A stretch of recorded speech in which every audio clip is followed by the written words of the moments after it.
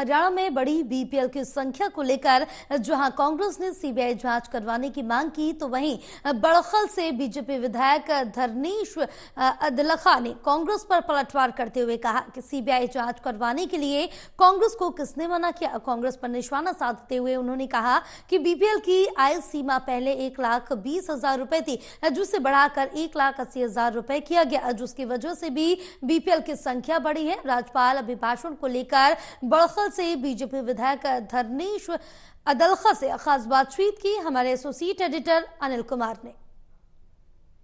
राज्यपाल के अभिभाषण को भाजपा कैसे देखती है, इस मेरे साथ हैं भाजपा विधायक धर्नेश अदलखा। इनसे जानते हैं कि भाजपा इसको कैसे देखती है। देखिए, आज राज्यपाल के अभिभाषण में ये चीज़ बड़ी स्पष्ट है कि भाजपा की जो तीसरी बार सरकार बनी है उसमें जो भाजपा की नीतियां हैं उनका जो उल्लेख राज्यपाल जी के अभिभाषण में हुआ उसमें बड़ा स्पष्ट है कि लोगों ने उन नीतियों पर मोहर लगाई। और हरियाणा में पहली बार ऐसा हुआ है कि जब से हरियाणा बना अब तक तीसरी बार हरियाणा के अंदर भारतीय जनता पार्टी की लगातार सरकार बनी और नायब सिंह सैनी जी के रहनुमाई में सरकार का गठन हुआ। आप ये देखिए कि जहाँ भी जो भी चीज़ें भारतीय जनता पार्टी ने बिना खर्ची और बिना पर्ची का बात थी, लगभग 1,30,000 लोग जिनको बिना खर्ची बिना पर्ची की नौकरी मिली। मेरा एक दोस्त है, उसको लोग मजाक करते थे कि तेरे को 15 लाख रुपए मिल गए भारतीय जनता पार्टी से। बोला मेरे तो दोनों बेटे नौकरी लग गए, मेरे तो 15 के भी 30 मिल गए, थारी सरकार आंधी तो हमने पता नहीं कितने देने पड़ते। तो लोगों का मन बिल्कुल साफ है कि युवाओं ने मन बनाया, महिलाओं ने मन बनाया, क्योंकि जन नीतियों का जो बेनिफिट, राशन की नीतियों का, पेंशन की नीतियों का, जो एक क्लिक से लोगों के घर में उनको पेंशन, बुढ़ापा पेंशन, जो सम्मान भत्ता जो है मिलता रहा, लोगों ने मन बना करके बीजेपी को वोट दी। उनको पता ही नहीं था कि उनकी जैसे जमीन भी नहीं है और वो देखते रह गए।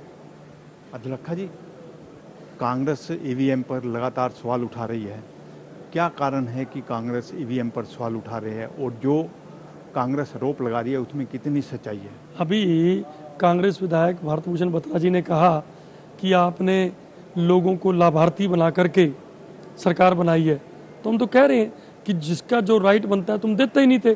बीपीएल कार्ड बनवाने के लिए 2011 से 2022 तक लोग, क्योंकि सेंसेक्स आपने 2011 में जो करी उसी को चलाते रहना पड़ा, 2022 में ये तय हो गया कि इस तरीके से करना है। तो जिन लोगों को आपने बीपीएल फैमिली, बीपीएल होते हुए बीपीएल को नहीं लिया, भारतीय जनता पार्टी की सरकार में उनको बीपीएल में जो थे उनको लिया।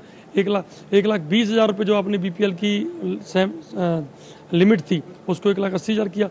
1,80,000 का मतलब ये होता है कि लगभग 15,000 रुपये महीना जो व्यक्ति कमाता है वो बीपीएल में आ गया। उससे क्या हुआ कि उस व्यक्ति को सारी सुविधाओं का लाभ मिलने लग गया। आयुष्मान उसको मिल गया, पेंशन, उसके बुजुर्ग माँ बाप हैं तो 3 दूनी 6,000 रुपये उसको मिलने लग गई, राशन उसको मिल गया, बीपीएल कार्ड उसका बन गया। उसको एक ही उससे परिवार पहचान पत्र से, फैमिली आईडी से इतने बेनिफिट मिलने लगे कि उसको एक बात समझ आ गई कि ये भारतीय जनता पार्टी की सरकार है जो घर बैठे किसी को सीधा ट्रांसफर मदद कर सकती है। अदलखा जी, आप कह रहे हो कि भाजपा सरकार ने बीपीएल परिवारों को लाभ दिया है, जो योजनाएं का लाभ उनको मिलना चाहिए था मिला है, तो फिर कांग्रेस बीपीएल की जो संख्या बढ़ी है उसको लेकर क्यों सीबीआई जांच की मांग कर रही है? तो कह रहे हैं करा लो ना सीबीआई जांच, किसने मना किया है? तुम बढ़ाते नहीं थे किसी का। आज पूरे हरियाणा में पूछ के देखो ना, तुम्हारे टाइम पर जिसकी 500 गज की कोठी थी उसका बीपीएल कार्ड बन गया, और जो वाकई में बीपीएल कार्ड के उम्मीदवार थे, जिनकी उम्मीद थी कि मेरे को मदद मिलनी चाहिए, उनको आपने कभी दिया ही नहीं। दल्लागिरी चलती थी, दलाली चलती थी आपके टाइम पर। करते क्या थे आप लोग? आप लोगों का मैं बता देता हूँ, मैं भुक्तभोगी हूँ, मैं निगम में 3 बार से लगातार पार्षद रहा।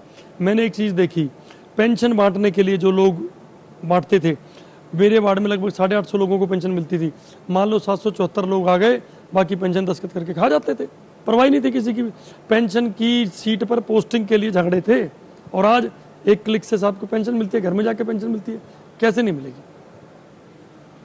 ये थे मेरे साथ भाजपा विधायक धर्नेश अदलखा। इन्होंने राज्यपाल के अभिभाषण की सराहना की है, वहीं इन्होंने कांग्रेस पर भी निशाना साधा है। Anil Kumar, total news, Chandigarh.